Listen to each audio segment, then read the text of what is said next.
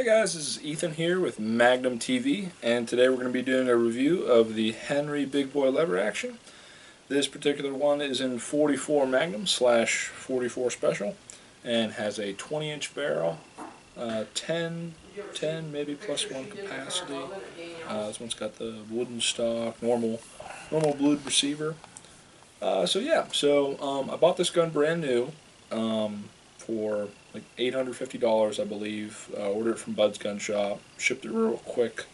When I first took it out to shoot it, every single screw on the gun was very loose. This is something that I really warned against. I haven't purchased too many new firearms, so maybe it's just something with new firearms in general that you should probably just check all the screws, because it came straight from the factory. Probably going to check everything anyways, clean everything off, clean off all the factory oil and stuff. But I ran into a lot of problems, and if anybody else has the same problem, comment down below or just watch out for this problem. So one of the screws that were loose on this when I first took it out of the range was this screw down here. And the screw, I believe it holds tension on the lifter inside the receiver there. And it caused me a lot of problems. It caused a terrible jam when that screw was loosened up, and it caused inconsistent feeding into the chamber and stuff. And also the stock screw was loose. The stock was jiggling everywhere. This fore-end screw up here was loose, but and a couple of these side screws were loose too. But I took it home, put some Loctite on them. It's all ready to go. So just something to keep an eye out for. That's probably just my own mistake, but it can cause you a lot of problems if you don't check it as soon as you get it. So this particular model is a 20-inch barrel, so it holds 10 44 Magnum in the tube. If you shoot 44 Special as well, slightly shorter 44 Special, I found you can hold 11 in the tube. Maybe you could hold even more with like a shorter bullet or something like that. So if you may not know, there's another cartridge, 44 Russian, which is basically a shorter 44 Special. I've tried to feed it in this gun. It will not reliably feed. I got a double feed as soon as I put it in. Maybe if you used a longer bullet with 44 Russian, you could maybe get it to cycle, but I wouldn't recommend that. I just recommend. Something else to note on the topic of shells that feed, I have a little bit of cartridge overall length data here for shells that will cycle in the gun. So right here, the baseline. So most 44 Magnum loads come out to about 1600. Cartridge overall length, so that's just the baseline there. A longer one that I got to feed in it was a 1.645 semi-wad cutter, 215 grain bullet. A shorter one that I use a bunch and cycles very well is a 1420 44 Special. And the 44 Russian that I mentioned that was not able to feed was 1.235. So if somebody would still like to mess with that, if there's somebody that's still interested in maybe trying to load up 44 Russian, 1235 definitely does not feed. Maybe something longer than that might work, but I do not know. And then as far as longest, 1680 semi-wad cutter, 255 grain. It would not cycle. It was just too long, too big. So there's just some numbers there for you guys. I recommend sticking with 44 Special and 44 Magnum, because 44 Special is a great light load out of this. It's real pleasant to shoot, real low recoiling.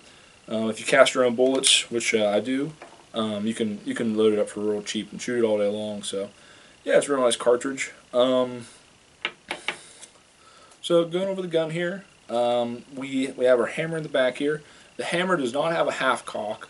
That's something I was just kind of looking forward to. Just like with just a lever action in general, you kind of got that older feel or whatever. Half cock would have been kind of nice, but do not have a half cock.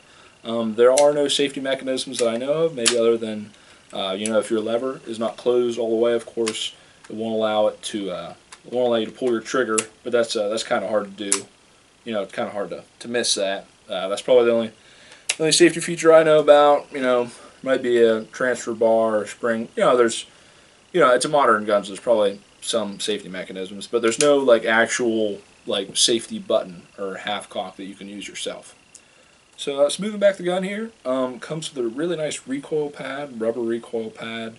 This absorbs up recoil pretty good, but this gun is fairly light. Even fully loaded with 10 in the tube, with a full powered 44 Magnum load, it'll be a pleasant little thumper. Got a little bit of recoil to her, but you load up good Magnum 44 mags. I mean, you can really take it out there. I haven't had this thing much out farther than 50 yards, but within the 50 yards I've had it, it has been very accurate. Of course, I mainly shoot the 44 special cast bullets out of this.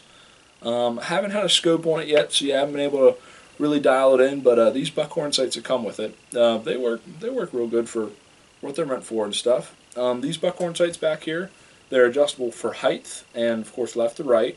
To adjust them for height, you just lift up on the sight a little bit, and this little metal tab underneath here can slide back and forth. And you slide it up if you want to be shooting higher, and then you slide it back if you want to be shooting lower. And then to adjust it left to right, there is a little screw right here on the on top of the sight. You just back out that screw a little bit, maybe not all the way, and you just tap the sight back and forth. It's just dovetailed into the barrel there. You tap it back and forth for left to right movement. If you're shooting left, hit it the one way and hit it the other way. It always throws me off which way you hit it, whichever way you want to adjust. But figure that all out. The Henry, you can load it from the side gate, which is very nice, but you can also load it from the tube. So it gives you two options. To load it from the tube up here, the tube's really easy to take out. You just slide it to the side with this little tab here, and you pull it up and out. And then from there, you just drop the shells into here, and when the shells reach the top, that means that you've hit your maximum. Again, 10 is the max, or 11 for 44 special.